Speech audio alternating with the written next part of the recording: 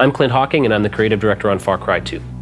A lot of developers set out to make immersion one of the core components of their game. They really focus a lot of their effort on, great graphics and really good sound and realization, trying to make the game as immersive as possible so the player can feel really a part of the world. And on Far Cry 2, we did all of that with our dynamic weather system and gorgeous open world, all of that stuff.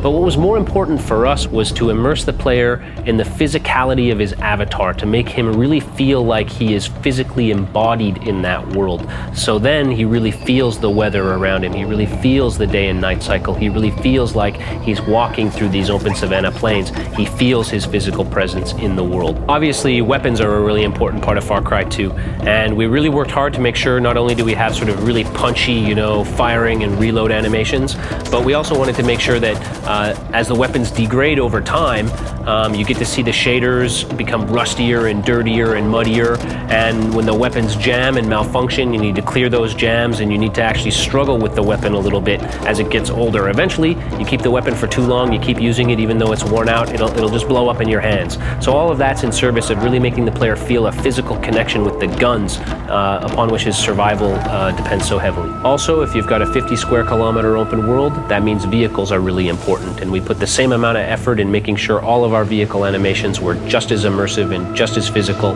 as all of our other animations. That means anytime you get in a vehicle, anytime you get out, switch seats, move on to a mounted weapon, all of those animations are quick and fluid, but they're all animations. We're not teleporting the camera ever, so you always feel like you're in your own body in the game. On top of that, vehicles can break down just like weapons. They wear down, they break down, and eventually they'll stop running. You'll have to get out of the vehicle, pop open the hood, repair the engine, and then get back on the road. The player's most important navigational tool is his map and his compass and his monocular. And of course, we wanted to make sure that the player has that map in his hand rather than having to look at it in a menu.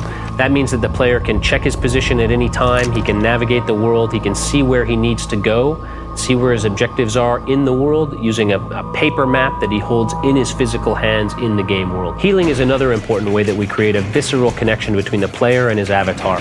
When you have a small wound, all you need to do is inject a Syrette into yourself and you're good to go.